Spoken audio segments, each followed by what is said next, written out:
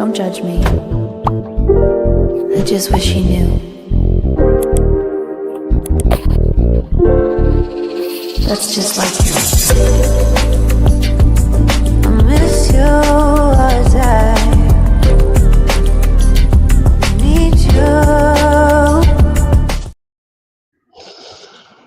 Don't judge me. I just wish you knew. What's going on, people? What's going on, man? It's your boy 6MK in the building for the 6-man convo. We're riding shotgun on today's episode. As you already know, it is the Senator Bad Mike Sports.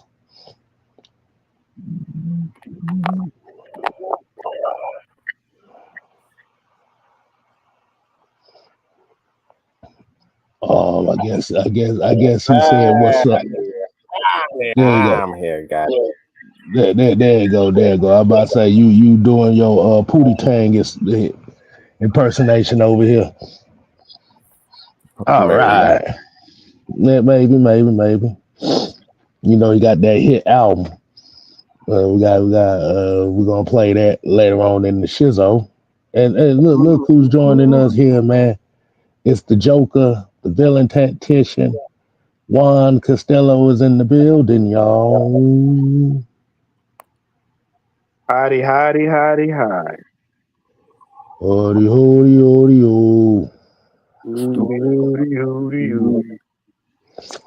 But hey, man, we're gonna go ahead and get right into it. Like I said, we got a few people that's in here right now.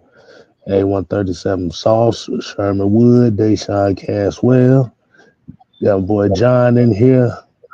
We got Fate Burnett, Engine number 9, and Southside 12. Man, fellas, how y'all doing this evening? I'm doing good, man. And recent news, everybody. The reattaching my butt cheek was a success. I can now sit down like a normal human being. Thanks for all y'all prayers and concerns. I even cried myself. I don't know how it happened, but it's back there. So basically, these basically you went from questionable to probable. So that's a good thing for the people. Yeah. I'm in rehab. You know, I seen Julio in there. You know, we in Hamstrings Anonymous, so we working it out. Yeah, at least your hamstring wasn't made out of peanut brittle, even though it probably felt like it. No, they told me mine was made out of beef jerky, so it had a little bit of flexibility. What the hell? Jay Knight, what's going on, man? Rally 1090. All right. Go ahead and get right into this. Before we go ahead and get the show started, I'm gonna make sure y'all can hear me very well. We good? Yeah, you good. Okay. All right. So before we get started with tonight's main topic, I woke up to some news today, and Mad Mike Sports put out a video that I just heard about maybe 45 minutes ago. What's that? The Atlanta Falcons signed a kicker, Lenny Krieg. From the end. Okay, Styles, I'm sorry to interrupt you, but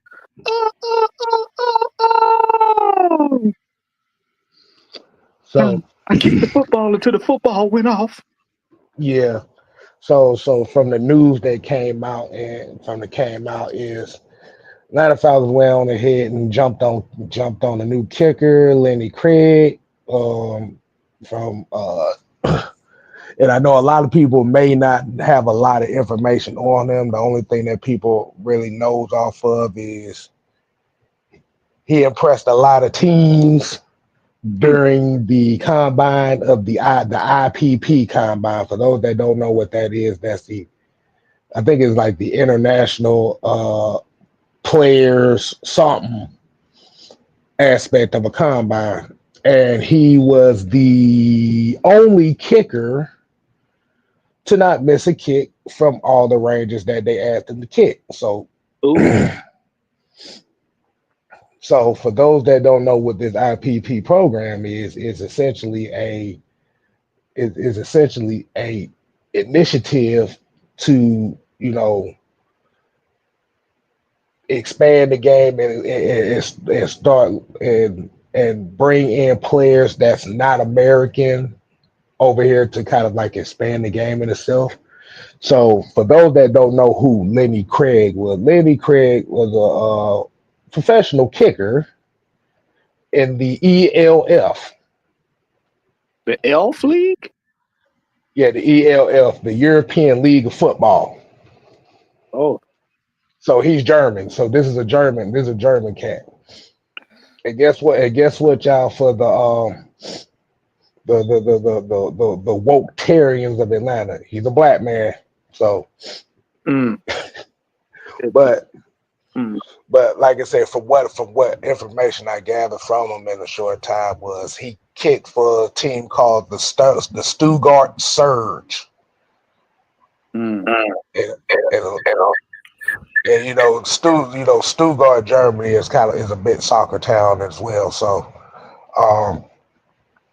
and from these workouts, they asked him to kick from 30, 35, 40, 45, 50, 55, 60. It's 12 kicks. It said he was one of the 12 kickers in that combine that didn't miss one. Mm. I'm gonna tell y'all something. I got a cousin that's German. Them Germans are strong. He gonna be kicking field goals from the other end of the field. I'm just gonna let you know. I mean, I'm just gonna let you know he's built exactly like Young Wei Koo. He looks he looks exactly like Young Wei Koo. What I need y'all to do, for those of y'all that know soccer, and I know K Styles is gonna laugh when I say this. I seen the picture of dude. Dude got them Pele thighs. And if you know who Pele is, Pele was one of the few black Caribbean dudes in soccer. He's a legend that could kick upside down and take your head off. Yeah. So he got them Pele thighs. He gonna be the first one in the NFL to kick a 72-yard field goal. Yeah. So one of the major beneficiary players of this league right now that most people may know is Jordan Mailata for the Philadelphia Eagles. So he was one of those guys that was part of this program. And there's another name that y'all may not have heard in a very, very long time. You might laugh at me when I bring out this name. Maurice Bowringer. Do you remember that name? Maurice Bowringer. That sounds like a Looney Tunes character. Nah. For those that don't, do you remember who Maurice Bowringer is? And another name that Falcon fans will actually know is Alex Gray. Okay. I've heard. Okay, so Morris Bowringer was one of the first guys that ever get drafted out of this program. He was a wide receiver from Germany. Okay. It was like back in like 2015. It makes sense. So, and Jordan Mailata, offensive lineman, offensive tackle for Philadelphia Eagles, was another one of these guys that's in this program. But what does this say for y'all? Is what do you think the messaging is on this? Me personally, what I say this is, I don't think this is a Young Way Cool, your job is on the line thing, not right off rip. But most likely, this guy will most likely be like a practice squad / backup kicker, emergency kicker type of situation. So, what's y'all thought on that side? I'm with you because for one simple fact, we played him hurt. Played him hurt. What you mean we? As far as the Falcons, they played him hurt. The Falcons? Yeah, not the fans. No. Let me slow it down for you. What do you mean when you say we? We as in the coaching staff on the Falcons played him hurt. No. I don't think you quite getting No, that. no, no, no, no, no. I know what Mike going there. So basically, Raheem Morris played his ass hurt. Thank you. You know what you mean we? That motherfucker, everybody saw that motherfucker leg about to fall out except for him. So essentially, what this end up for me, from what I think this is when Koo went down and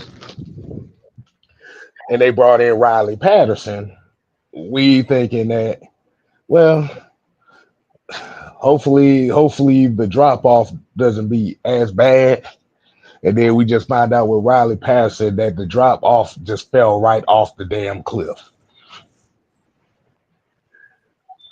For what it is, a lot of people that were upset about Younghoe Koo and how his season played out. Riley Patterson was just that bad.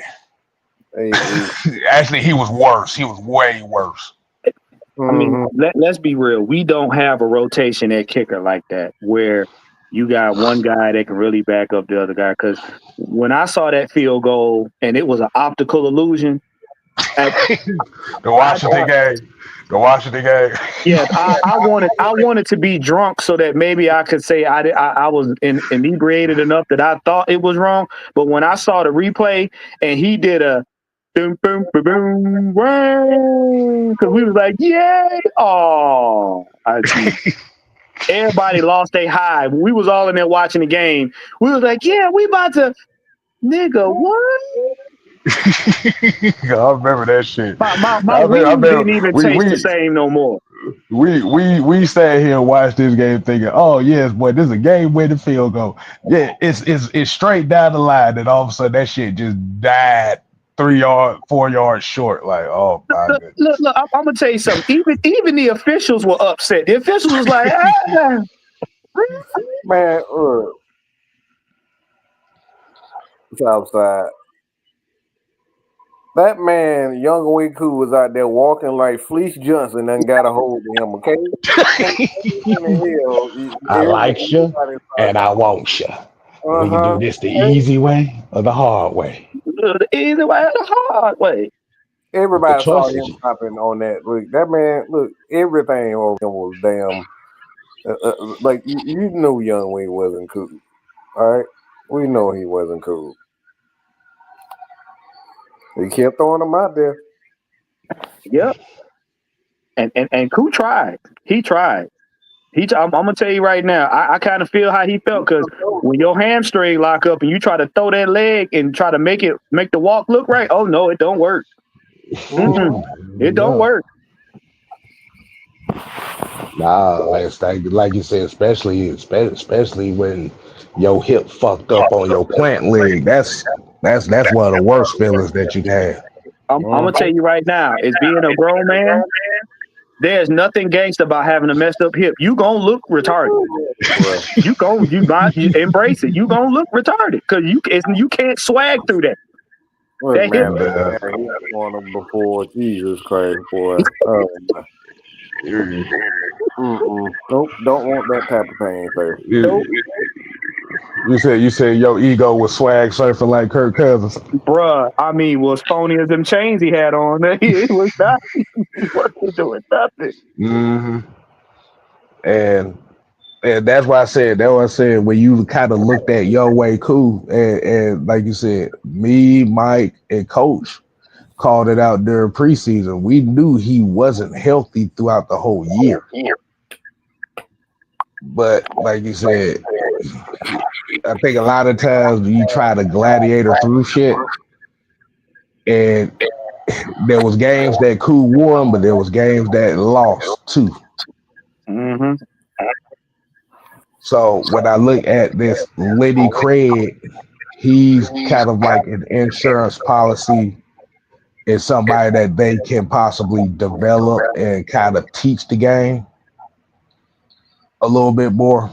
because that's what the program is. The program is supposed to teach folks that's never played football before. That's international wise, the game. Corey, I'm Oh, gonna God. disagree with you on here because the reason is you got to understand who. Stop. Jesus Christ, Jesus. Lord have mercy, Jesus. Oh my God, y'all. So shout out. I'm sorry, Warren, but I gotta say this, and you gonna appreciate this. Okay. So Sandra just sent me some pictures, Oh,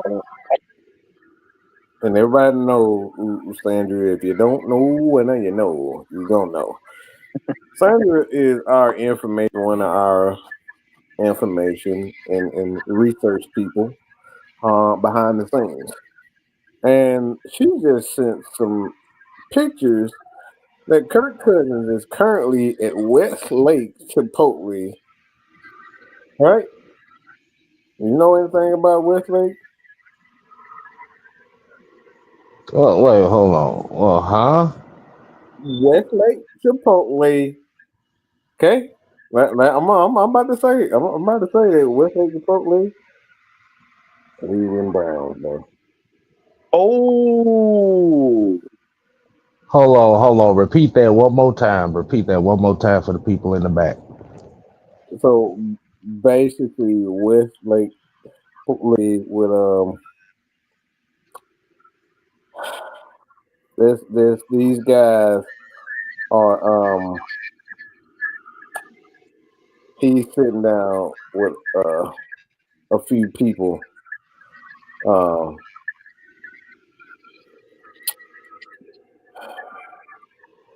yeah, he's in Cleveland, people. so they trying to do that under the table. Let's meet up. Yeah, yeah, yeah. But look, he look like he might be out the door. Mm, mm. So you, so you gonna be the sneaky link? Okay, I see how you doing, Kurt. You gonna pout in Yeah. Atlanta, go talk to Blank, throw everybody under the bus, have your little pity party because they took your chain and your grill, and now you gonna have a sneaky link date in Cleveland. I got you.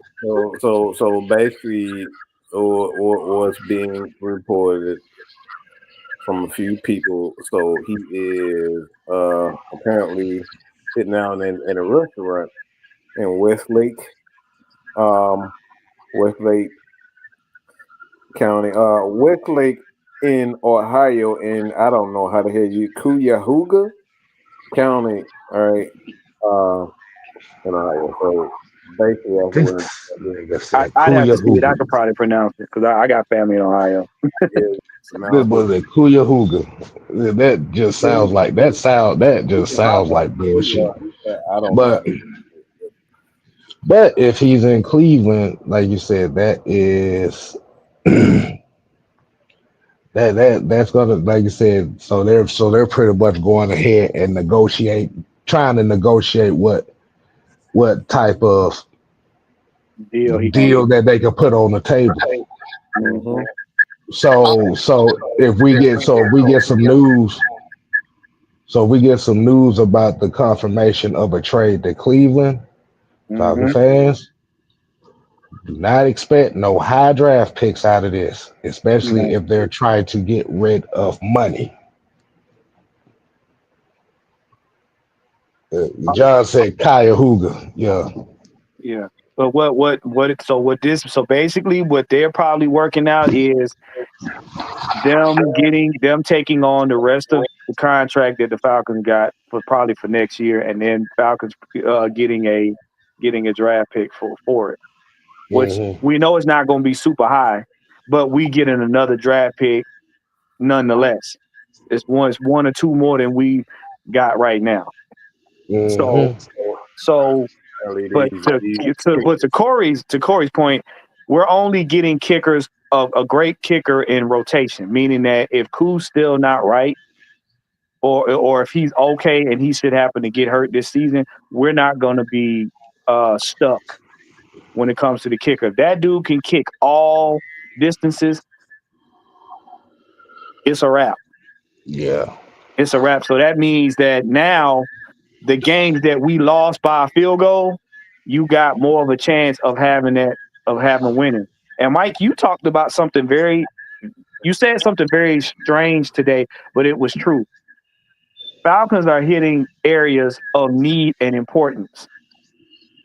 So what y'all got to pay attention to is we're pushing towards winning. And I'm going to say it again with my whole chest since it's about Chiclet. If he don't fuck it up. They're taking every excuse away from him. Your kicker's hip was bad, you got a new kicker. The quarterback fell apart. One, I gotta stop you again. This news is spreading fast that it appears this is from Myles Garrett. So not only are people in Cleveland are confirming the fact that Kirk Cousins is there, Myles Garrett,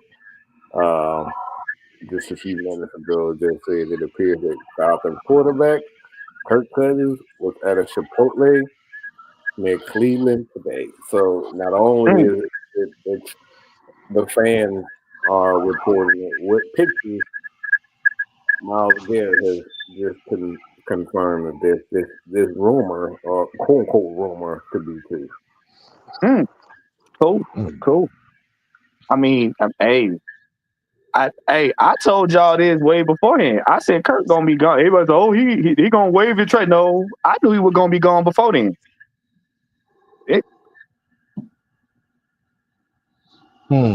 Terry has been disrespectful this whole free agency offseason period, and he's gonna find a way. If this rumor continues to go the way it's going, we're gonna get some picks out of this, and Terry gonna continue to be disrespectful, especially when the draft come up.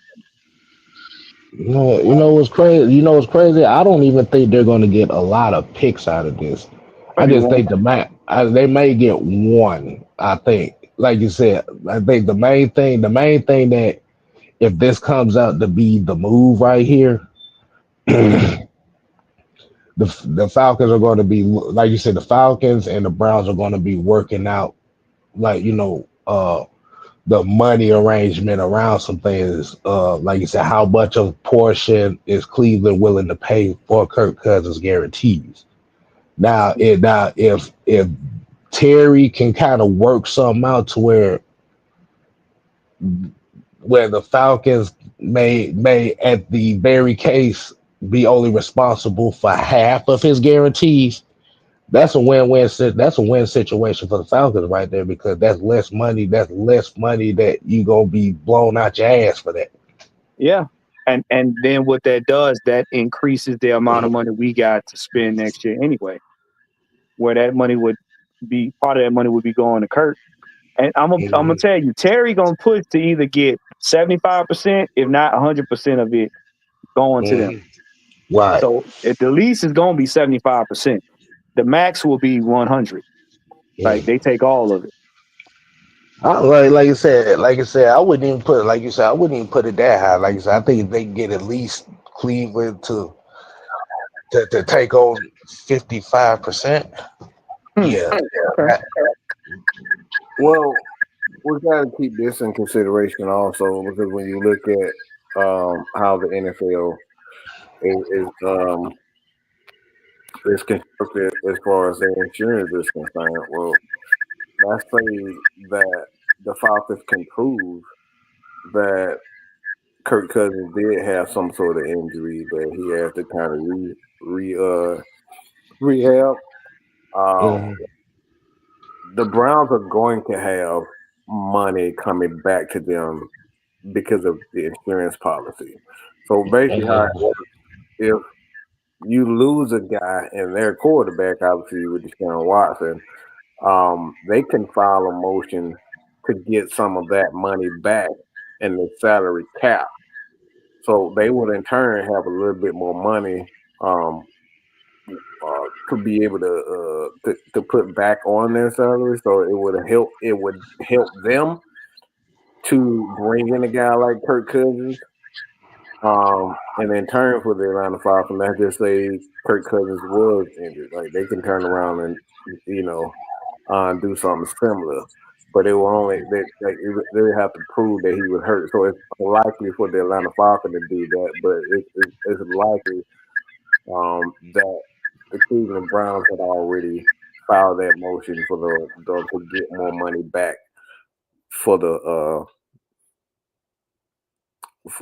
insurance policy. So that's how that works. Mhm. So here's the question right here: what's more valuable, picks or the money off the contract? At this point in time, you want Cleveland to take as much money as possible. Right. Like Yeah. you said, I don't give a damn about them picks. Like you said, if they could get Cleveland to take money off the books, like you said, that gives you more wiggle room just in case if you decide if you want to give Drake London that contract Right. before the season starts. So you don't have to worry about quote unquote have to deal with that shit down the road. Yeah. It You depends on gotta. where you are. It depends on where you are. Go ahead, Warren. Oh yeah, but I'm saying I was gonna try to piggyback off what Kev said. You want future money, but Mike is right. It does depend where you are. You want future money. Picks are only important if you're 1 or 2 men away from a Super Bowl team. That's when the picks are really important. At this point, right now, we still have to see what a third of the team is going to do. So picks, you're just filling in where you didn't fill in free agency, and you're getting players that you would hope to be impact players coming up. But that money that we're going to have next year, that's really going to determine everything because if everybody begins to show out, or if the Falcons offense and defense begin to take a climb up, then you're gonna need that money to secure contracts and possibly, what I'm saying, get get talent in areas where you figure, hey, now we can address like 1 or 2 people away and then, take it to the postseason. So And definitely shout out to the Ladybirds in here, Auntie Pam and Maggie T in here. We got the going Ladybirds. on. Make sure y'all show the ladies some love. Um, let's talk about how about the massive thighs of our new German kicker. Now, like I said, y'all motherfuckers don't know soccer players from I, Europe. I, Y'all I don't told know. I told Y'all y'all. don't know. Y'all don't know. See, y'all used to some of these American soccer players. No, Nah, that's the go basic. That's the basic build of European soccer players. go look up Pele. Go look up the legendary Pele and look at the pictures of him as a young man when he's kicking upside down. He got Mike Davis thighs, but can kick a ball through a brick wall. Trust me when I tell you Yeah, that's exactly, normal for them. exactly. Well, So another thing too, kids, we get um. Well, picks only value if you good at them, good at developing them. So, and then it depends on where you are. Like, if you're a team that's rebuilding, you want more and more picks. All right, but if you're a team that's already established, you got players. You want salary. You want to be able to have as much money as possible on the salary cap. So the Falcons are not in a position where their picks matter as much. They are in a position where they need money, okay, and they need money now. So what the Falcons need to do in this time is find a way to get somebody to pay for that bullshit that they did with Kirk Cousins. yeah, yeah, exactly. So you got any more left on this topic before we get to the good portion of it? Well, let talk about some Raheem Morris. I think that's pretty much. I think that pretty much kind of covers everything. Uh huh. Yeah. Okay. All right. So like you said, shout out to the new kicker. Like you said, most likely he will be a practice squad guy, but he's a developmental guy at this point. So like you He said, won't be they on the practice squad because you can yank him out the practice squad. He's gonna be one of those guys you put on a future contract. could be. Yeah. Because I think that's what it is. So let's go ahead and get right into the main topic of tonight's show. I wanted to get that out the way. So kind of let y'all know. that we do a little research here, and so let's go ahead and get into it, man. The topic of this show is why the Raheem Morris criticism is valid and fuck your feelings.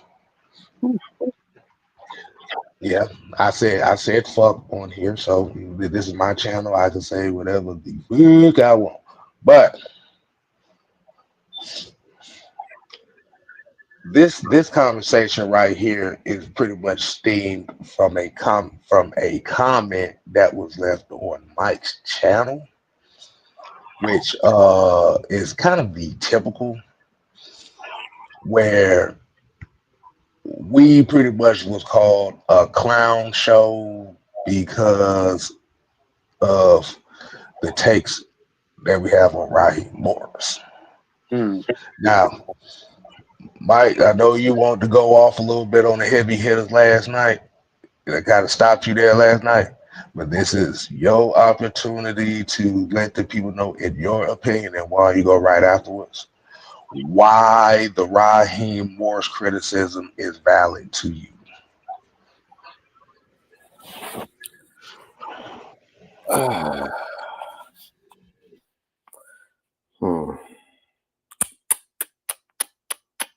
It's a real dangerous question to ask me. Shit. Hey, the gloves is off, man. This is a real dangerous question. This is the STS portion. This is the STS type of topic. So go ahead and shoot your shit. I'm gonna try not to curse when I say it, but I'm gonna be unsuccessful. So I'm just letting y'all know. Okay, I'm gonna try not to curse. Because every time I try not to curse, I have a picture in my head. This son of a gun chewing bubblegum and watching the quarterback throw lollipops in the middle of the end zone while he just nothing whatsoever. Young Wei Koo, like I said, we see Young Wei Koo. He can barely walk off the damn field, and guess what happens? He does nothing.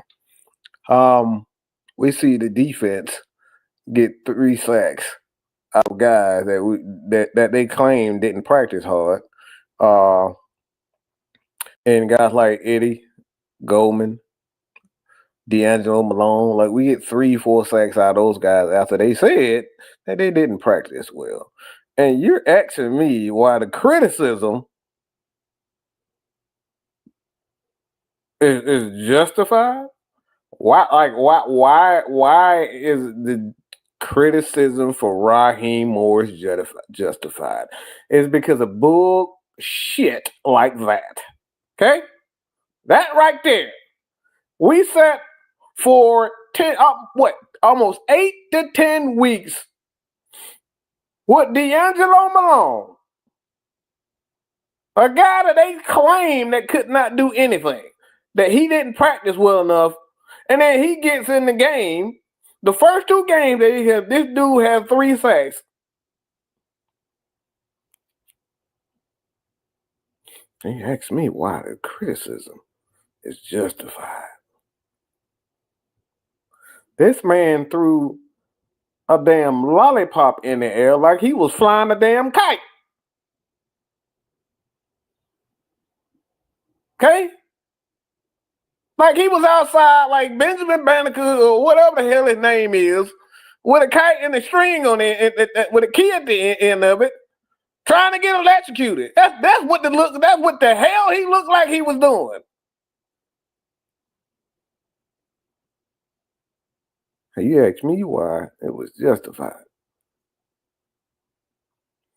This son of a gun is one of the reasons why the Atlanta Falcons are Super Bowl ringless. Because he looked at Devontae Freeman, who had 70 plus rushing yards in the first half of the game, and they did not think not one time to say, you know what? Kyle, I think you might want to run the ball again. No, they didn't do that. He sat on the sideline and he looked at the disaster unfold. We drafted, I don't know how many defensive linemen, and especially one that really pisses me off is Zachary. Okay? I don't know if that's his real name, but I'm going to just call him Zachary because I like to say it. Okay? Zachary Harrison. Didn't get any damn. We talking about a guy with his size, his athleticism, his skills, and we watched Taquan Graham for 5-6 straight weeks get his ass ran through. Okay, ran through time and time again, over and over and over. They could not stop anything. And you ask me if the criticism was justified. We saw our defensive backs playing off like they were scared to get the coronavirus. 6, 7 yards away from every run. We're talking about wide receivers that don't even deserve to be on their own team. If they were on the Atlanta Falcons, these wide receivers would be our 6 and 7 string wide receivers. And they playing 10 yards off against those guys. I saw Matthew Judon, who was breathing like he just got sat on by that fat ass dude from Florida State. That motherfucker that weighed like 450 pounds. He looked like he just got sat on by Yokozuna. Wow. He was breathing on the field and he still kept putting them in coverage. And you ask me if the criticism is justified. Yeah, damn right it is. I think I'm okay, K-Styles. I think I'm all right. What you got, Juan? Well. I need everybody in the chat, like you at a concert, put your hands together and we gonna sing Captain Chicklet. He's our hero. This man has the audacity to train in broad daylight with glazed ankles and capris on, smiling in front of all of you with 4-foot chiclets, and he's trying to convince you that he knows what he's doing. So I'm going to take a page out of my brother's book. He literally had Matthew Judon looking like a hot chili pepper running away from the taco, chasing a guy into the end zone. Okay. He literally had Caden Ellis covering a man, and Caden Ellis doesn't cover. He throws calamity. This is the same man that watched Bryce Young do a Steph Curry impersonation in the end zone, and he stood there and asked for another piece of Orbit's gum. This is the man that if the other team kicked who's now gone, Drew Dalman's in the nuts, and sacked the quarterback, he'd stand out there and just chew his gum. It's another day of football. Yet and still he gets on the podium and he parades himself around, barely looking over his teeth, talking about we're going to get better. You know, these guys, we're going to, what was the word he used?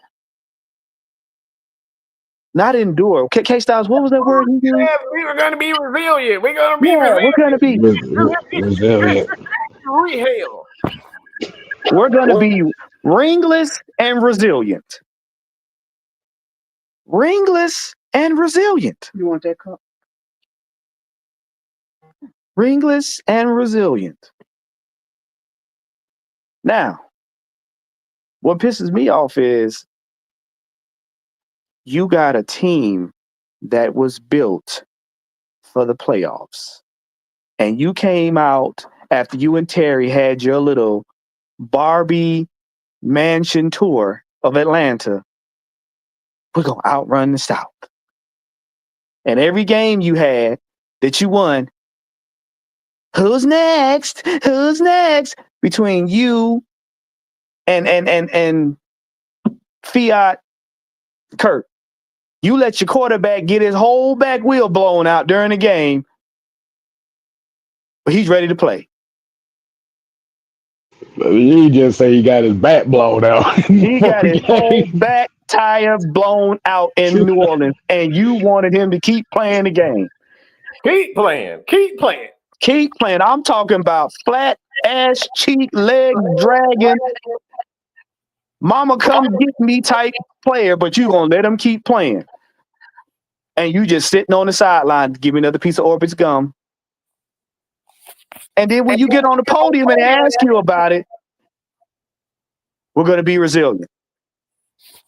You resilient and getting your ass kicked, and you like it. That's what you like, but yet and still you want to be in training camp twerking. You want to have slumber parties. With my capris on, twerk with my capris on, twerk with my capris on. Yeah. I mean, you just having big fun in the locker room. Yet still we not winning no more games. We not winning no more games. And then you throw Jimmy Lake under the bus because you figure your defense is better. So when we're doing good on defense, you throw him under the bus when we're working. All of a sudden now it's my guys. Oh, okay. All right. Oh! By the way, before we go, Tech Boy, see, this is why you get cussed out all the time because to say this, okay. Oh, I don't forget anything. I hang on every little. You say why? For one, is it his fault? Not his fault, but. Is it no? You said is it his fault? What the comment in where you were talking about Dean Pease and talk about what Dean Pease and this Ryan Nelson not playing D'Angelo Malone. This is where they're different. There's a difference because we had guys like Calais Campbell, we had Bud Dupree, okay, that were putting up numbers. They were doing well. Yeah, that is no excuse when you don't have shit. Okay, we didn't have a damn thing. We had Omo Ebikidi.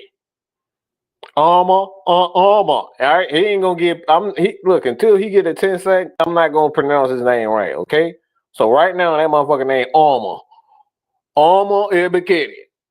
He's the leading edge guy.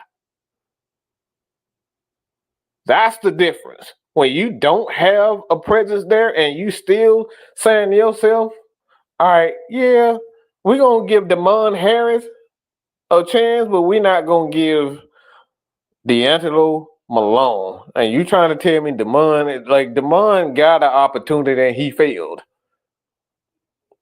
But as soon as you give D'Angelo Malone a shot, he actually does something.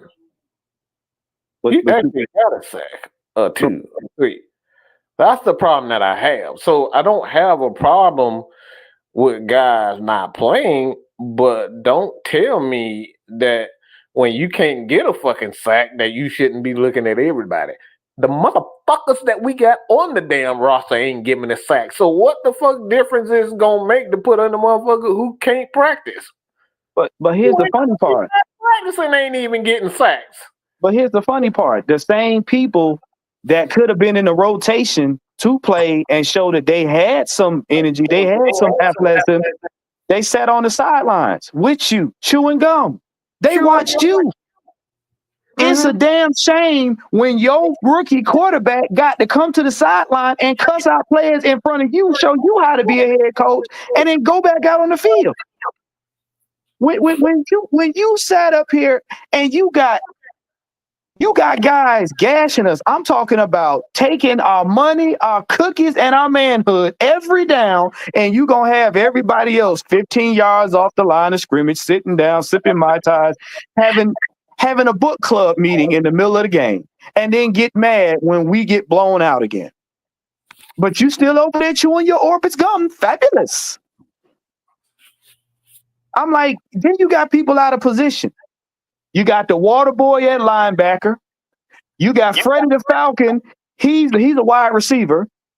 You got a couple of the fans over there that they on the front seven trying to get some kind of pressure. You got AJ Terrell. He the hot dog guy. He's supposed to be covering. He ain't doing nothing but covering hot dogs with mustard.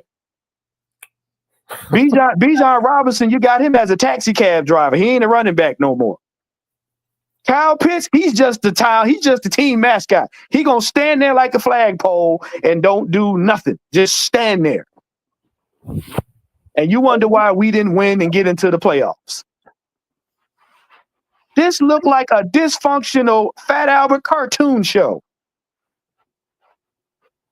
Hey. Yeah. Can y'all imagine Fat Albert as skinny as a pencil saying, hey, hey, hey, sound more like hey, hey, hey. He was real good at cheering, though. I mean, if that's the case, I'm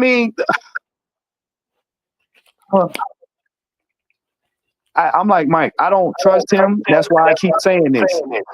You got a team that can get to the playoffs, and you got a team that could possibly win it if you don't fuck it up.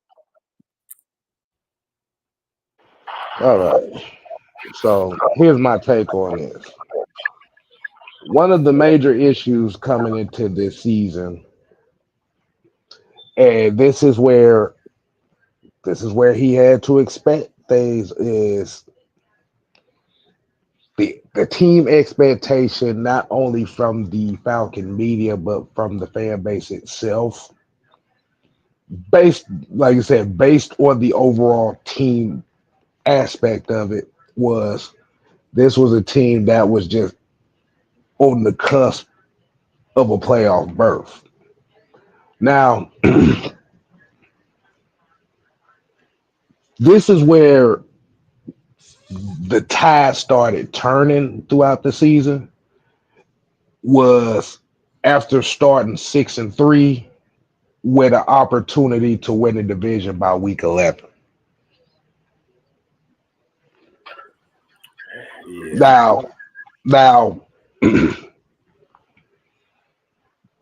the absolute collapse of this team within that time frame, going from being 6-3 to 6-7 by week 14. This is where a lot of the main criticisms came with the Raheem Morris, and it goes back to what Mike Anwan was saying, is allowing the ship to sink further down the abyss. Now, like I said, you have certain aspects in a football season where you'll lose a couple games here that you expect to win. Or like I said, you'll have games where, okay, it'd be close and, unfortunately something small happened or the other team did something very well. The problem that came with it was, after that New Orleans Saints game, the wheels fell all the way the hell off. Defense wasn't looking good. Quarterback looking like shit. Remember, there was a 5-game stretch where Kirk Cousins threw 1 touchdown in 5 games to 10 interceptions. And the 1 touchdown that he threw was in the game that they won, in which he got benched in. Yep. And I think for me, and why I say that the criticism was valid, is because during that 4 or 5 game stretch where we saw a Kirk Cousins look absolutely atrocious and look bad. Raheem Morris was one of the main guys that said that Kirk Cousins was playing well. Tell me that. Let me.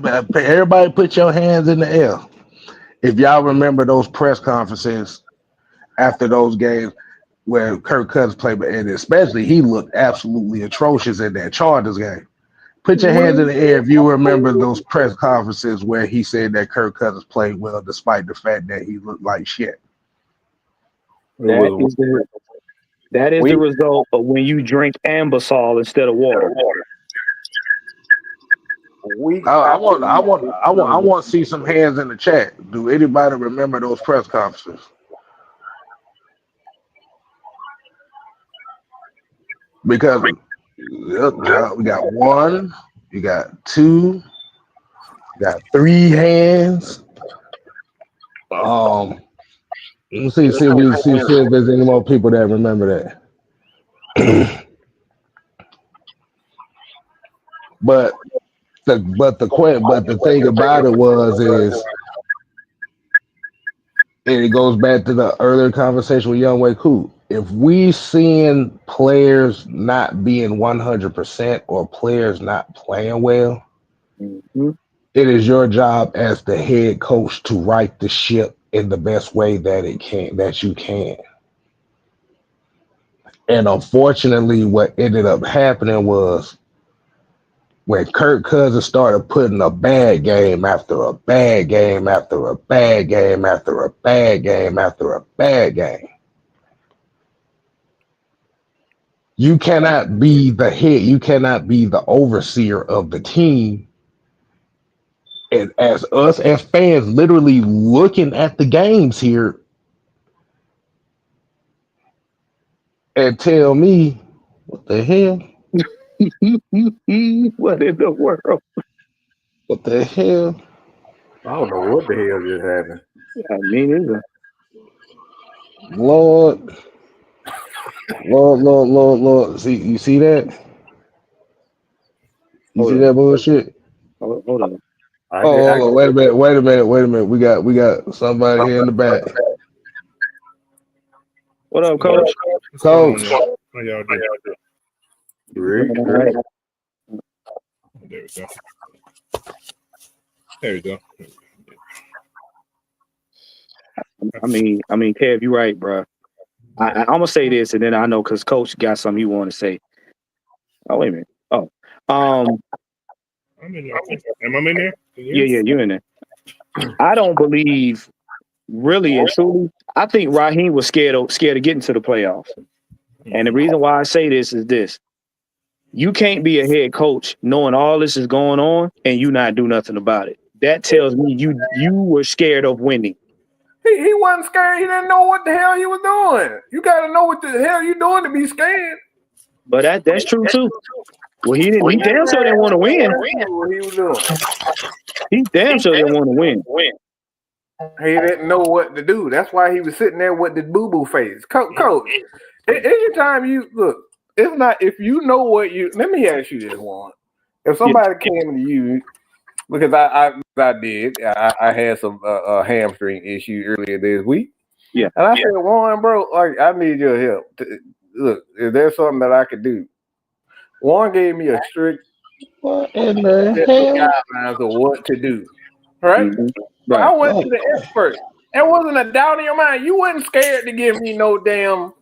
You wasn't scared to give me any tips, were you? Not at all. Why? And what I tell you, if I don't know something, I'll go look it up for you. So you gotta be to me. And when I see a coach sitting there with a stupid look on his face like that tells me one thing: he had no damn clue what the fuck to do. But he didn't have a clue on what to do because everybody else always did it for him. Mm-hmm. Wait a minute! Don't tell me the Raheem Morris superstars that got this shit fucked up. What the hell is going on here? They hired Dirk Cutter to come over here and pull the plug. Yeah. I'm sitting here looking like, bro, everything just went the hell off.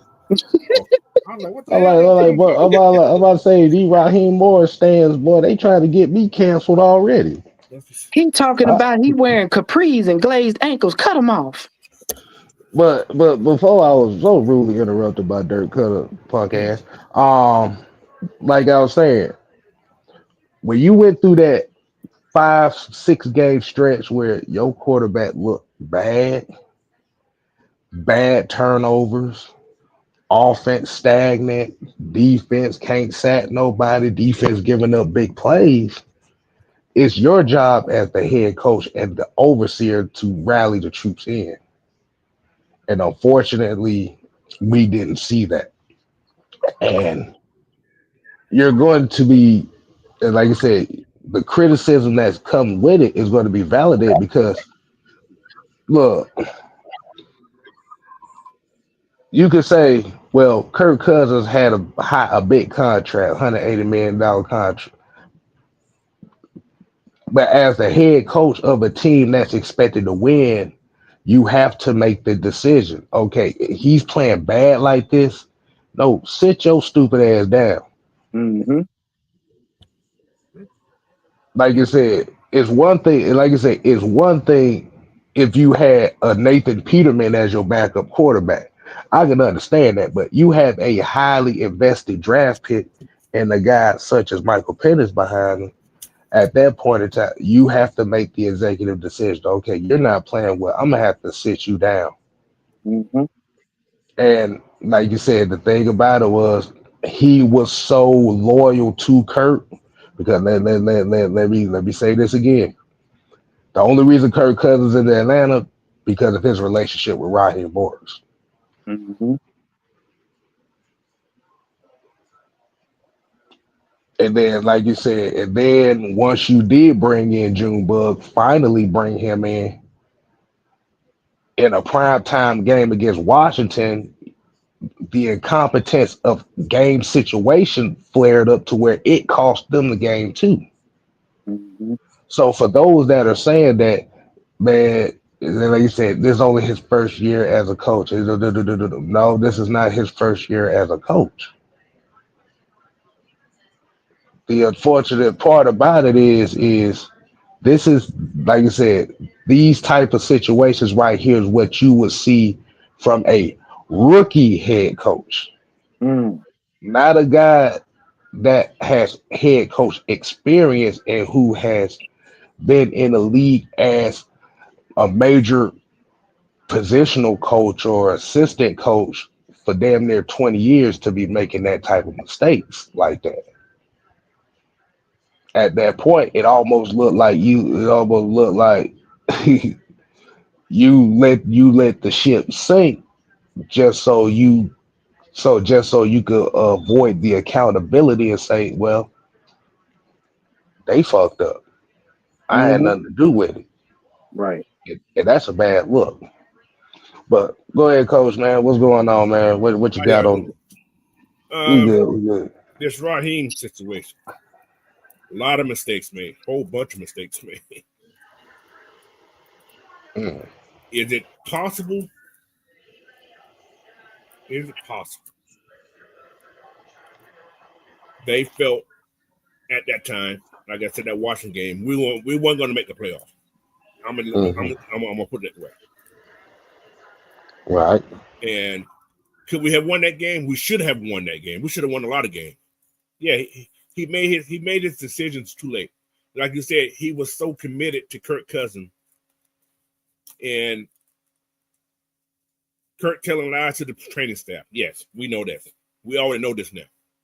He said Raheem knew he was injured. But if you're telling the training staff that you're not hurt and that you can play, yeah, the coach, Raheem, should have, okay, you hurt, man. He should have made the decision earlier. Mm-hmm. Now, I do understand this as an NFL coach, and we all know this, they listen to what the training staff have to say. If that player say he can play, although he did look bad, analytics. That's the problem. Analytics instead of eye test. That's the problem with the NFL today. It's the analytics that overtakes everything in these coaching decisions' mind instead of the eye test. You see what I'm saying? So Yeah, Raheem should have used common sense, but when you're hearing something from here, you're hearing something from here, and it's coming to his, okay, this man can play. You go with that. Like I said, I'm not trying to defend Raheem, but you got to think about this is the NFL today. Nobody's looking at stuff with their eyes anymore. Everybody looking at these numbers and everybody looking at what these analytics and stuff are saying today. That bullshit PFF crap. Yes, exactly. So we can all blame Raheem, yes, but numbers, paperwork, this computer generated system shit, that's what's killing these coaches these days too. And Raheem is using that shit, and it's hurting his reputation, supposed to being the so-called coach, whatever you want to call it. But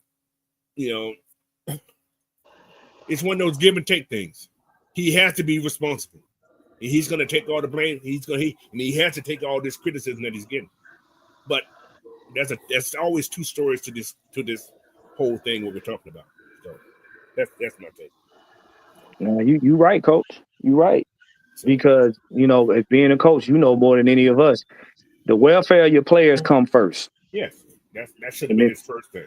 And then the second thing is when you take care of your players, then you take care of the team. The team will take care of you in terms of playing the game. And the part that pissed me off was he knew by him being committed to Kirk, he was sticking his neck out. Mm-hmm. Because if it didn't work, now I got to take all the blame. So in other words, you try, like I said, we said this before, you trying so hard to be right about your pick instead of thinking about the team that now when it all fall apart, you said you could play. You can't take your hands off of him now. That's your boy. That's who you picked. Terry and them didn't pick him. That's my point right there. Mm-hmm. He was gonna live and die by what he did. Right. And that's why we didn't see Penix early enough. He lived and died with Kirk. And right. we're so critical of what he done. And he like I said, he's putting his big boy pants on. He's taking that criticism, and we're not satisfied with it because he's taking it. See what I'm saying? We all give him all this criticism, but he's gonna put on his big boy pants. And he's taking this criticism. We may not like it, but he's doing what he decided to do. Mm-hmm. So go ahead. With all due respect, I love you. Fuck that. The only reason I'm saying that is and because I got your point too, Mike. he didn't do nothing right. I'm not asking for him to do. He did nothing right the entire. He was late on everything. That's my problem. I agree. I don't have no problem with you. Anything you just said. Yes, he was under pressure for the analytics. Everything that you said was 100% right. But the problem is, he did everything wrong. He did everything too late. That's the problem. Young Way Cool, the special teams, he handled that. The defensive line, bringing in other guys, Harris, D'Angelo, everything. We saw time and time again where Caden Ellis shouldn't have been in coverage, and he still stuck him out there. Mm-hmm. And then teams late during the season say, all right, he played better doing it.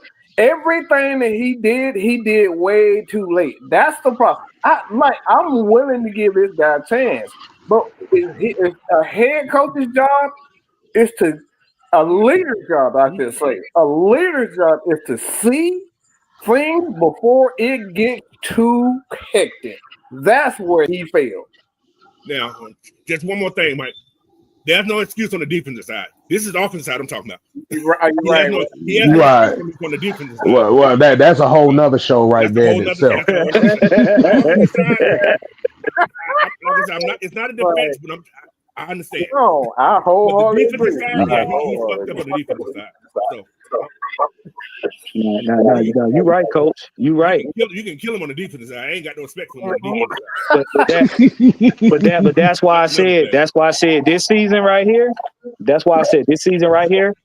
You got a team that can get to the playoffs. If you don't, fuck it up. And they take it, and I'm gonna tell y'all something. Pay close attention in the chat and listening to us. This offseason is proof that the excuses are being taken away from him before training camp even gets started. All the excuses. Mm-hmm. All of the issues that we had last season, in terms of people being hurt, not being back, not having enough players or whatever, or having a position where you don't have enough depth of rotation, all that's being taken care of. Whether y'all like who's being picked or not. So basically, it's like now you got a team that can actually win something, and we're gonna see if this is possible. If we don't win it, it's on you, bro. Well, ain't no excuses this year. Shit. He ain't got no room. No room. None. No room for error. No room. See, I look at it like this. Like you said, and my thing is, I don't necessarily think it's the problem of him taking the criticism. Right. The biggest issue that I have in all this is the fake woke crowd of Atlanta that's sitting here crying and bitching and moaning about anybody that has a criticism about him. Mm-hmm. Because, like I said, the thing about it is, a lot of the stuff that we're saying, you could go right back, look at the games and look at the energy and look at a lot of this stuff that we're saying, and it's right there. Mm-hmm. Yeah, the players saw it, and they were waiting for the leader to make a necessary adjustment, and he did it 5 weeks too late. That's the problem. I don't have a problem with him because he's still a young head coach, not a young coach. He's a young head coach. He hasn't been that long. Okay, right. So I have a problem with him learning. The problem is the things that he should know. He's not doing them at all. Right. I need to apply a little more pressure because we're not getting home. You know when my DBs are playing a little bit too far off, and maybe I should play a couple. These are things that he knows. Ain't no excuse for that. So here's my question on that though. And like you said, let's just say, yeah, it's Jimmy Lake's fault that their defense didn't play well. Let's just throw that talking point into it. Mm-hmm. If you've seen the defense hadn't been playing well all the way up till week 11, why the fuck didn't you take over the reins earlier in the season to tell him, okay, this is how you gonna do it? But we go between week 11 to week 16 where we look like one of the best goddamn pressure defenses in the league. And then the last 2 weeks, all of a sudden, now the defense look worse than it did before. Now, hey, Kev, I got one better. That's like Mad Mike showing us how to be good content creators, and then we turn around, and Mike is telling us this. Then all of a sudden, Mike halfway through the year forgets how to be a good content creator, and we don't tell him, "Hey, Mike, you fucking up, man. What you doing? Why we supposed to be talking about Falcons football? Why are we talking about ice cream and backyard furniture? What is wrong with you?" Yeah. And then Mike saying, "Well, that's y'all fault. Y'all should have learned how to pivot." What? I've been going in on it. Y'all gotta watch it. Yeah.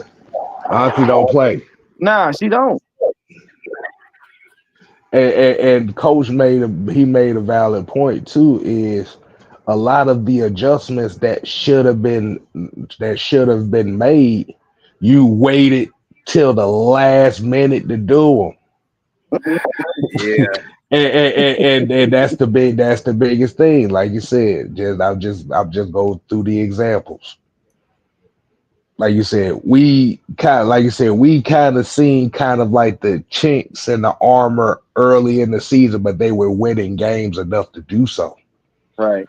But it was like once that Seattle game came, then that's where a lot of the mistakes started happening. Okay, Kirk Cousins, okay, you threw 3 interceptions in the game. All right, we're gonna give you okay, that's bad game. Shit happens, boom.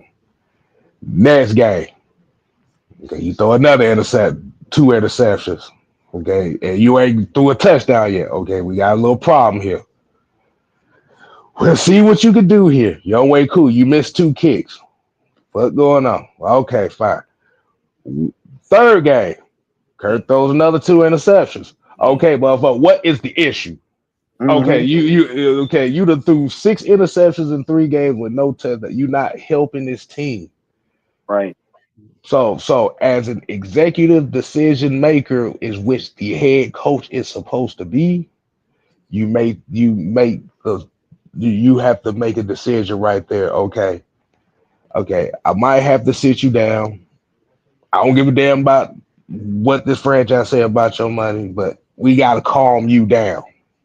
Yeah. Something ain't right. And remember, around this point in time in the season too,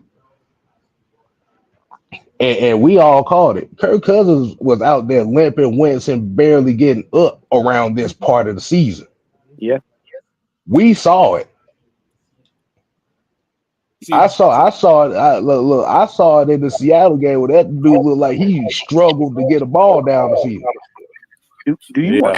That was the reason for Kyle Pitts' decline also in numbers. Because if you look at him in the first 7 to 8 games, like Kyle Pitts was on the tear, and then Kirk got hurt. He just stopped giving the ball. The ball started going short, going too high. Because you have to remember, right after that Tampa game, if you actually look at Kyle Pitts' numbers, Kyle Pitts was actually on pace for a 900-yard, 6 touchdown season. Yeah. What also too, do you know how bad it looks when your rookie quarterback who has yet to play is sitting on the sideline mad at you because he's watching this stuff unfold? See, people don't pay attention to that, and that's why I highlighted the Broncos game. Mike Penix Lord, hold on, wait a minute. Where Jesus, help me please. That Denver game was absolute. That was Denver and San Diego was 2 of the worst games I think I've seen all year. Bruh, I wasn't even watching. I was actually driving home from a client, and I saw the highlights, but there's one highlight in particular. It was 2 of them.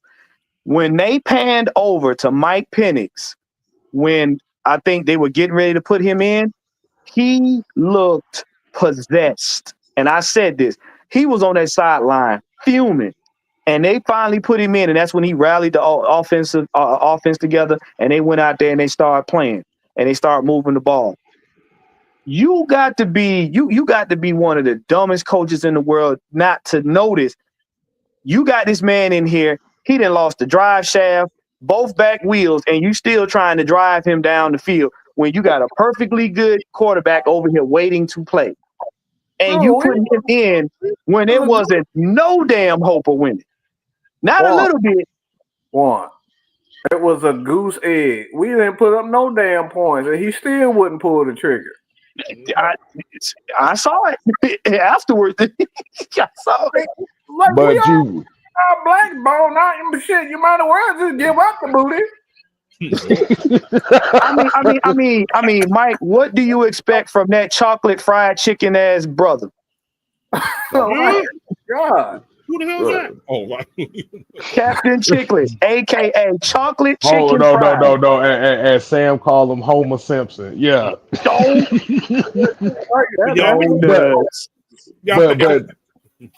go ahead, Coach. Now think about this. Think about Kirk Cousins over his whole career. He's never had nobody to challenge him. Right. So think about this. Mindset. I'm not going to let this kid come and get my job. That's his mindset. So him playing through those games, he was afraid he was going to lose his job. He was going to lose it anyway eventually. However, if you go down and you get yourself healthy, there's a chance you may come back and play again. To what Coach said, he never had anybody challenge him for his job. He was put in a position to challenge someone's job, and that was RG3. All right, so that make that clear. He was third he round behind pick. RG3. Yeah, RG3 got hurt. He was the third round pick. So everything is pretty much just coming full circle for him. Yeah. And see that built an attitude of entitlement, because at the same time you got to think he already had nobody that challenged his job position. Then he gets a big contract after coming here, knowing that we need a veteran quarterback after what we had already been through. So he was already on the top of he was already popping his collar like, yeah, I'm the man. You were sort of the man until. If Atlanta would have did like Seattle did with Russell Wilson and Matt Flynn, Michael Penix probably would have beat him out the what's but they didn't have no challenge for him. Right. So he was given the job from the start. There was no, like I say, he was never challenged. So the mindset is like, I'm the starting quarterback. This rookie ain't gonna take my job, because there was never no competition for him. Right. So and by doing that right there, they see as a mistake now. That was just a big mistake on the coaching staff or on the team, whoever hell did it. I don't know.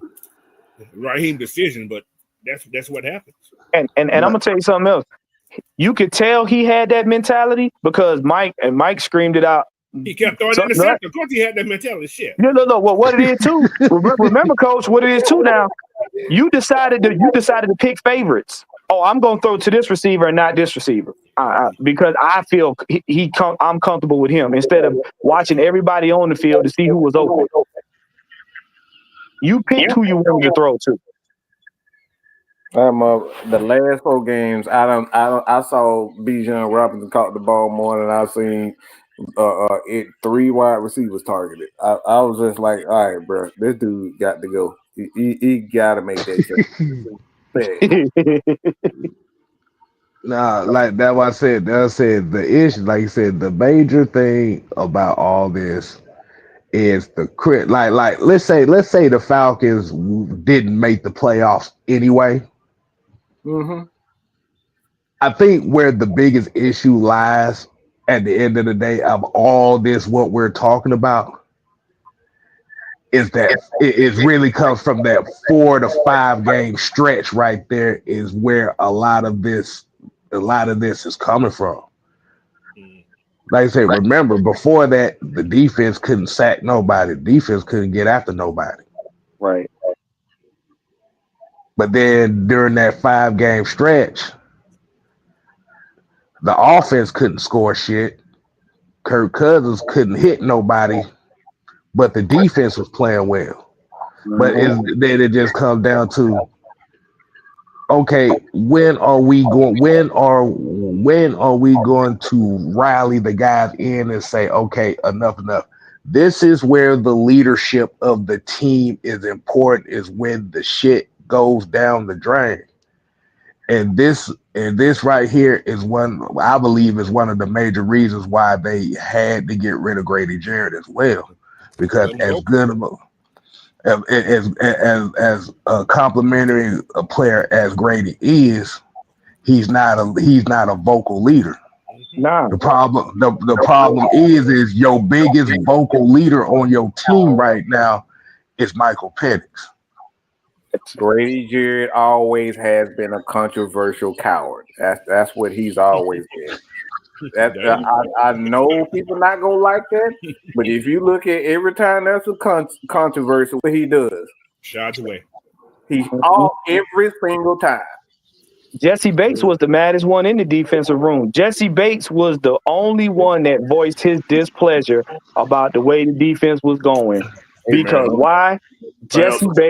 Jesse Bates got championship pedigree in him, and you are not going to change that. No, he ain't worried about no coach, no front office or nothing. If I'm here to play this game and win, that's what we're supposed to be doing. If you fuck it up, I'm going to tell you. That's why I said now Jesse Bates is the leader of the defense, because he spoke up. He don't want to spoke up. Same crap every year about, man, same shit, different year. Same shit, different year. Same shit, different year. I'm just here to rush the passer. I'm just here to do my job. Man, shut the hell up with that bullshit. Yeah. But yeah, that San Diego Chargers game and that Denver Broncos stretch was two of the worst. I could That have was killed two of the that. worst.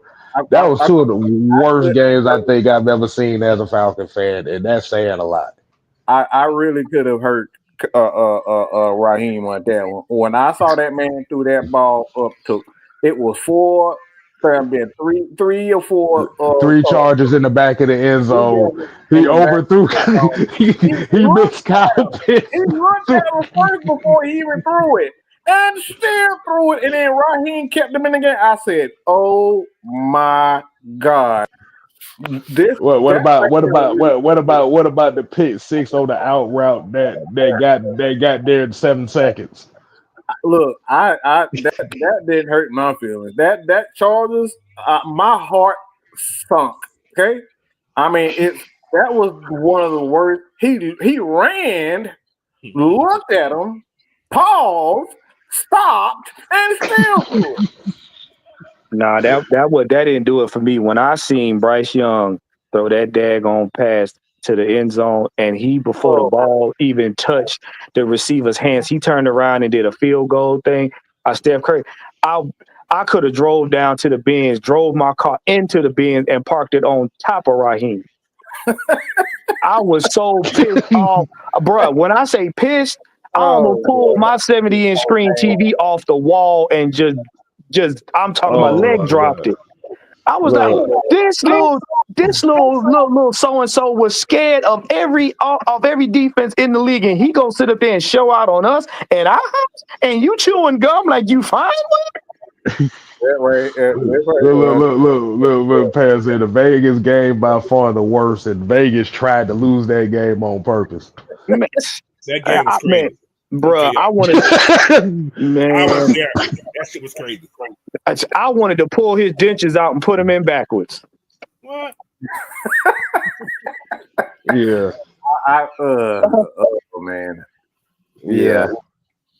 I just think that going into this season in 2025, and Juan, you said it best. There's no excuses now, because the thing that comes down to it is, like you said, the expectations of this team is high. Once again, this is high not just from the Falcon media, but this is they're high on this team from the fans aspect of it. Now, like I said, the thing about it is one of the biggest scapegoats of all of this they already got rid of, which was Jimmy Lake. Right. Mm-hmm. And he's bringing back Jeff Olbrich, which is one of his guys, one of his buddy guys. From the last time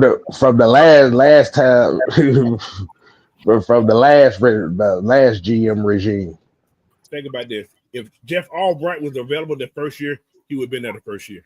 Mm-hmm. Yeah. But here's the funny thing. You got a linebacker coach now. All right. You got quarterback coaches now. You got your offensive coach, you got offensive coordinators, you got that. You're a DB guy. You got a DB guy that knows more than you that's on the staff with you. Okay. You got people like Leonard Floyd. You got people like Junebug. You still got damn near all your weapons. You still damn near got the same O-line, missing maybe one or two pieces at that. You still got guys on the defense that have not played due to injury that were phenomenal when they did play.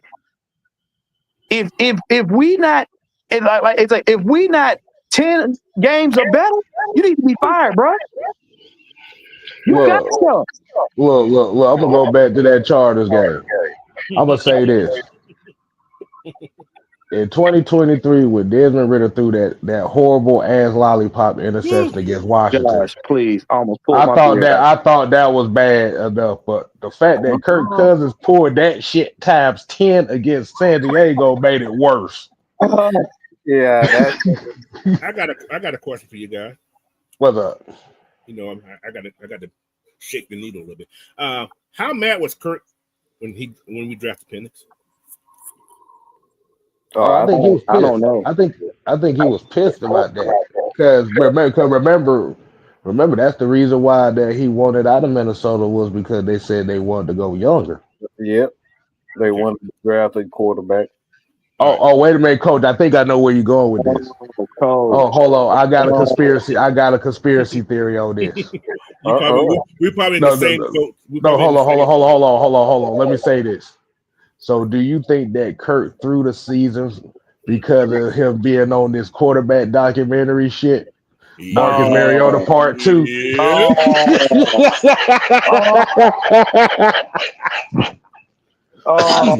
When I heard that shit was coming back, that went straight to my mind. No, it makes sense. Because it makes sense. I put he's an evil son bitch. I put he's an evil SOB. He did this shit on purpose. He wanted to screw the Atlanta Falcons over. I thought that documentary was coming back. I said, "Oh shit, bubba." Because you know what, Mike, that make a lot of sense, Mike, Kevin, Coach. Because if you look at it, he came into the same situation that he just left. So basically, I'm gonna put this on him, and I don't care who don't like it. He pulled a damn Shanahan. Damn near pulled a Shanahan, and Raheem helped you. And remember, Raheem probably told him that they wasn't gonna do that, and they did it anyway. This makes sense why Terry said we only knew about him being injured on one report. That was that first week. Yeah. And they said it was just minor. You bitter baby mama, you. So hold on, okay. Shit, you done got me starting now. How do you miss Kyle Pitts wide open? A lot. Coach. He caught him in the end zone. No, Kirk. No. If just on what Coach is saying here, I want everybody to go back to that Minnesota game. Mm-hmm. Once you get past D. Alford slipping, busting his ass on the field. If you go back to that Minnesota game, if you look at it, Kirk Cousins missed Kyle Pitts on 2, possibly 3 touchdowns that yes. game. Now hold up. Is that the same game that Kirk Cousins threw that touchdown to Kyle Pitts in the end zone when he was just standing there waving his hands? That was the first drive, I think. Yeah. Yeah. That's what I'm saying. So how do you miss a man after you just did that in the end zone early in the game? Because the play that coaches talk about, it was 2 of them, and one of them was the one that but the Kyle Pitts, the first the one of them was the one that Kirk Cousins threw the interception on. Actually, Kyle Pitts was 1-on-1. He had leverage on the safety that he ran the post route on, and Kirk Cousins overthrew him by 3 yards, which led to the interception. Wow. And the second one was a deep corner route. It was a 25-yard corner route in which Kyle Pitts actually beat his man. All Kurt had to do was throw to the pylon, not just to the front pylon. And anybody know if he throw it if he throws it 3 yards ahead of him, Kyle Pitts had a touchdown there, but he threw it behind him. Had that been Junebug, that'd have been a touchdown. Had that been Junebug, that'd have been a touchdown. Had that been Junebug, that would have been a touchdown. Now, going back to that touchdown, he did throw to Kyle Pitts. Kyle Pitts was in there. He was over there like 4 seconds waving his arms. Yeah, that's what I'm saying. How you miss that? Yeah, he was like, nigga, what? Kyle has done that in numerous games where they have taken their eyes off of him because they know Kyle wasn't getting the ball. Kyle has been open, even in motion or standing still. And they would show the film, Kirk looking his way and throwing to the other side. So, Coach, I got a question. Okay, Jerome here said felt Kirk was an organizational signing, aka Rich McKay, Terry Funk, no draft dependence, the same face. So, Coach, let me ask you this question here, and we gonna get out here in about a few minutes. Do you think that there's a power struggle going on in the Atlanta Falcons organization between the coaching staff and the front office? as what? Was Terry involved or Terry or just Terry by himself? I'm just talking about the front office and the coaching staff. Because, like you said, because the only reason why I'm asking, because I always kind of felt weird. And if you remember the draft show, when they said that they drafted Michael Penix, I had this look of confusion on my face while I'm like, okay. You just signed Kirk Cousins to this big contract, and then you draft the quarterback right afterwards. Because what it is, it was strange. It was strange. But Mike always said he was the best quarterback out there. How do we now? Who are you gonna have your backup? Heineke? Right. Yeah. So if you didn't draft him, if you did not draft him this year, well, last year, who are you gonna draft this year? If you you're gonna need a quarterback. Who are you gonna draft this year? My thing about it was I wasn't even mad that they drafted him. Right. It just came back to the Kirk Cousins contract because it was like we knew he was Raheem's guy, but did Raheem really want Michael Penix? Or did Terry want Michael Penix? Can I throw a perspective in there? Go ahead. I believe that Terry Fontenot knew this experiment was not going to fully work. And to keep the Falcons from being screwed completely, he went ahead and pulled the Junebug trigger because I'm willing to believe Terry didn't believe Kirk was going to be here for a long time anyway. He wasn't our future. He wasn't. So he pulled that trigger because, hey, because think about it. You don't bring somebody in your organization and not know their background. He knew the background and the shit that happened in Minnesota. And when he drafted Penix, he knew damn well that's our future. Because he figured that experiment with Raheem and Kirk was not gonna work. No. But he just played along with it. He put his card in to make sure I'm playing the long game. This shit y'all got going on right now not gonna work. Now, Penix was actually, I don't know if you guys know, Penix was actually Fontenot's second choice. Y'all know that, right? If Washington did not draft Jaden Daniels would have been a Falcon. I can see that. Yeah, I can see that. Because he didn't play bad. Well, no. He's been watching this kid since he was in high school, dude. Yeah. Oh, okay. I don't think this is a power struggle at all. I think just if I can just for one, you have to in this situation you gotta try to general manager's job is to do what's best for the team. Okay? So oftentimes you think teams have you saw with the San Francisco 49ers with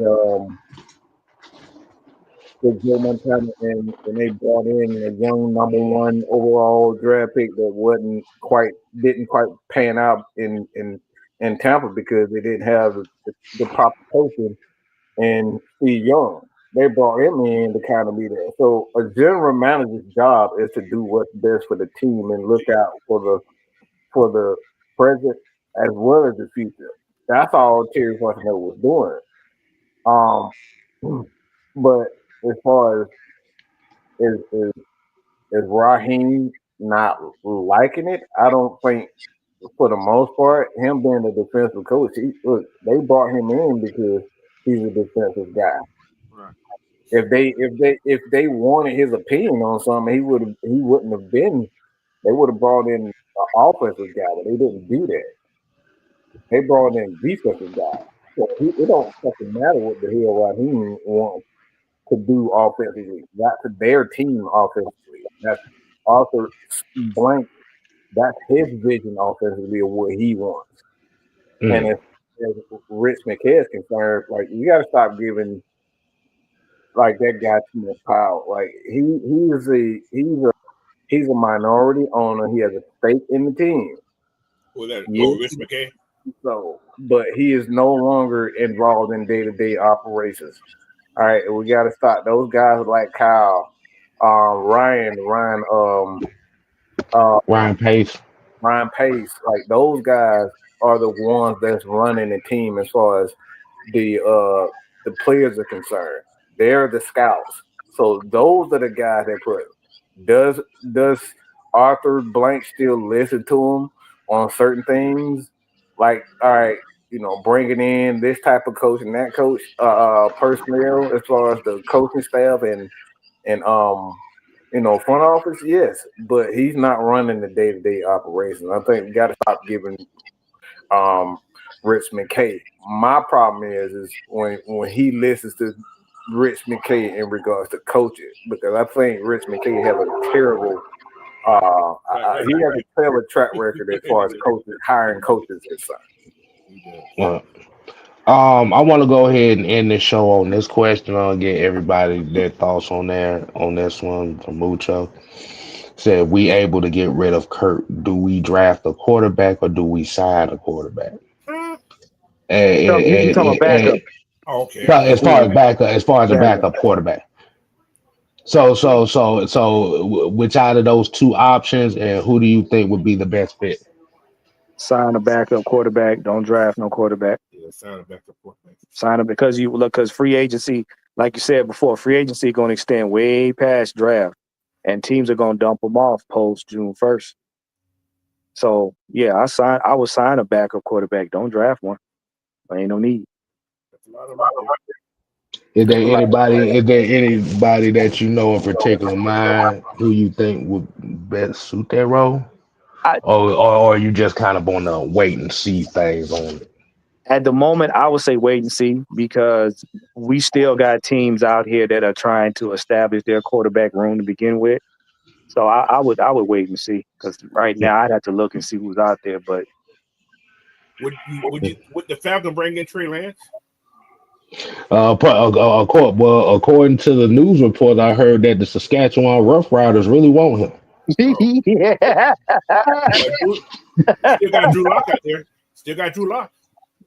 Yeah.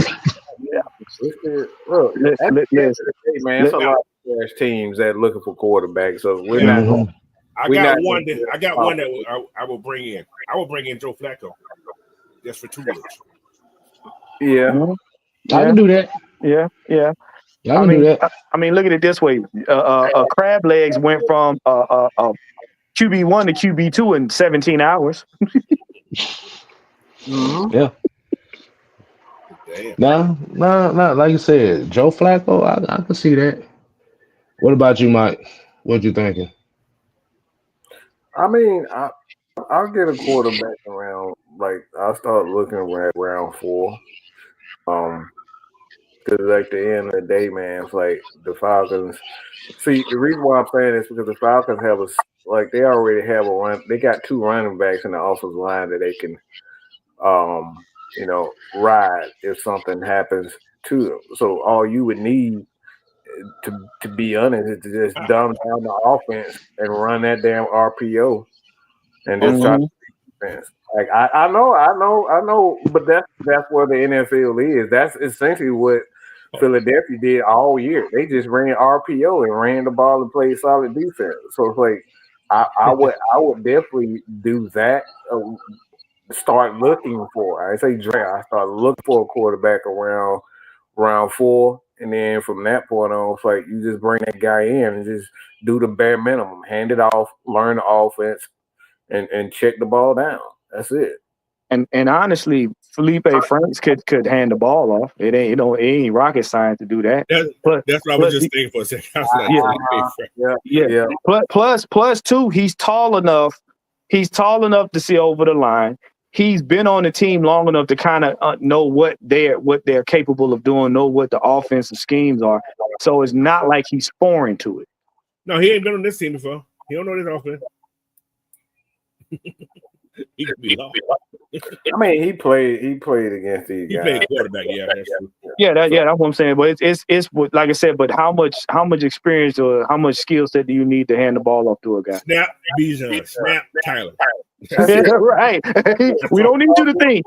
Just get the ball to the man. round 4, so they can just learn the offense and hand the ball off to the running backs. That's what I would do.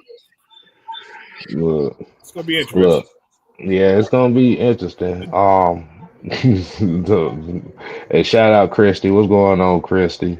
Another one of the lady birds coming in here. And the lady birds showing me some love. I feel so special. Not really. They probably can't stand my ass behind the scenes, but whatever. But yeah, Flacco is actually good. Yeah, like you said, I rather do it. I say do both. Do both. Mm-hmm. Mm-hmm.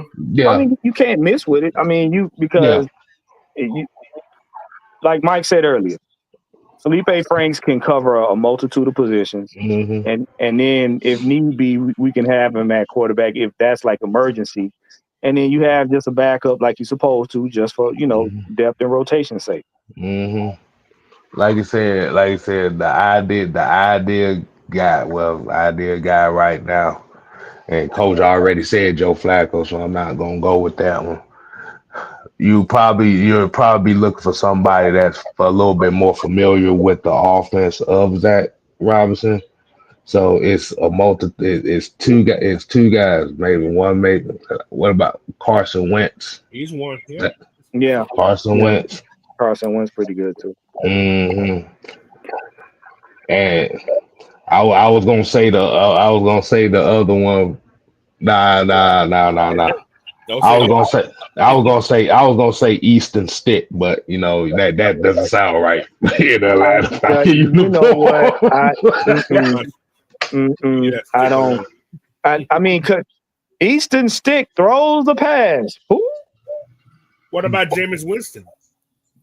Oh, he's already he's with the Giants. Yeah. That's what I'm saying. He went from he went from starter QB to QB2 in 17 hours. Yeah. Talk about got norms and stuff. You know what? Speaking of ads, there's an ad that I have an issue with that I've been seeing on YouTube here lately. Whoever the hell decided to remix "Ring of Fire" by Johnny Cash, with some female that sound like Taylor Swift. Y'all need y'all. You know what? You know what? See, that sounds like a stomach ache waiting to happen. No, that shit is a stomach ache. She's like, no, you gotta hear it because it don't even sound right. Because like I said, I like Johnny Cash, and "Ring of Fire" is one of my favorite songs. You can't mess up his songs. It's a "Ring of Fire." No. You are not supposed to make that song sound sexy. It was nothing sexy about it. It was gritty. Oh yeah. She tried to make it sound sexy. The ad is actually a Fogo on Fire ad or something like that. Some restaurant something. Now they sponsor a lot of shows on AFN. Like I said, we'll sing the shit out that song all day, every day. But yeah, I heard that. I like, no, y'all don't ever do that again in y'all life. John said that's sacrilegious. John, you would be correct. You don't. No, you leave that song alone. No. Like I said, what y'all do is y'all type "Fogo on Fire." That's all y'all gotta do is type that, and you'll see exactly what I'm talking about. You are not gonna ruin my childhood. Not me. Nope. It was look. It was already bad when Taylor Swift remixed "September" by Earth, Wind and Fire, and that was already bad enough. That's blasphemous. You have no right to Caucasianize that song. You ain't heard that one? My shit came out like about 5 years ago. No, Yeah, I'm glad I missed it. I guess I don't listen to Taylor Swift enough. No, I don't either. Look, that shit, boy, both of them were clowning that shit when it first came out. She said, yeah, go ahead and listen to see how mayonnaise eyes did sound. Said, look, you are not gonna Caucasianize a song. That is soul, not Miracle Whip. That's soul. We don't. No. Yeah. I'm about to say you don't touch Earth, Wind, and Fire. Not with Taylor So you Swift, remake bro. No, Nah. absolutely not. how you remake that song anyway? That listen, No. She basically covered the song, Hmm. but it just sounds Taylor Swiftly. Let's just that say that. that that song got sold. That's not a pop song. You don't pop. Look, let me ask you No, a question. one. Here's the bad part about it. What? She countrified it. Oh no, no, look, no. That's like putting no. That's like putting soda pop in collard greens. You don't do that. Hey, Nah, I gotta let y'all here. But we're gonna get up on out of here, y'all. Shit, it was a damn remake because it was a 28 country seconds. song. I had to get out of it. coach, you look like you nauseated. She got a Did you little. hear it? Yeah, Coach face looked like he was nauseated. She playing with a guitar, just one, two, one string. Yeah, that That's Oh exactly what it no, she was. ain't do the Uncle Pecos. Yes, he did. she's in one. She's in one rhythm. No, you see, you missed the part where she was like, ah, yeah. No. I did 28 seconds. That's all I did. No. Right, you gotta hear that part. You gotta hear that part when she go with the ah, yeah. And that ain't even the right word.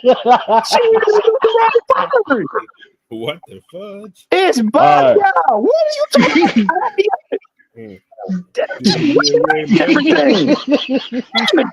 And she's not singing. She kind of like talking. I gotta let Juan hear. So, man, we're gonna get up on out of here, y'all. Man, we're gonna get y'all the rest of y'all night, man. So definitely appreciate y'all. You stupid. Hey. Remember? Oh, you ain't heard these country singers? They remixing they covering R&B songs now. I'm gonna tell you something.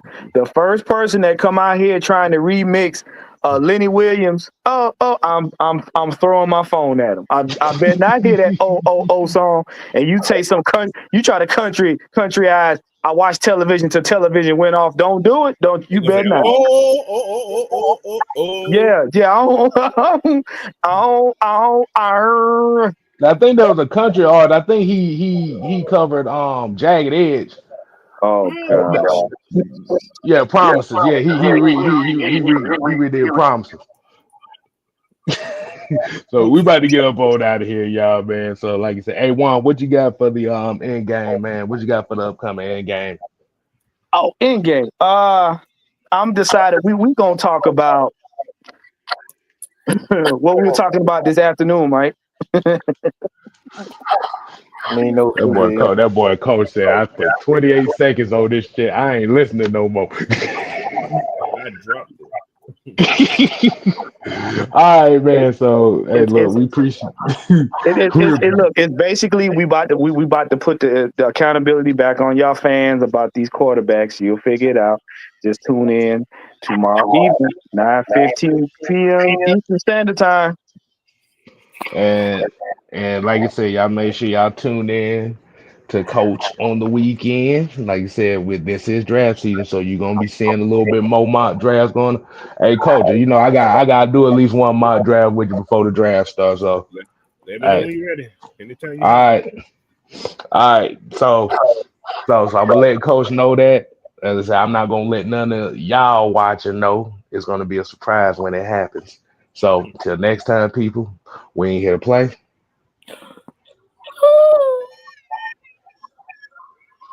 We here to stay. Whoa. All right, Darlene. What the fuck? You ain't gotta go home. But don't let Taylor Swift mix any more R&B songs. Don't do remember? it. No. Exactly. We out. Oh, man. Put your eyes back in your head. Pry their eyes open and force them to see the truth. We will skin the sheep and sacrifice the weak. Holy Alliance has arrived.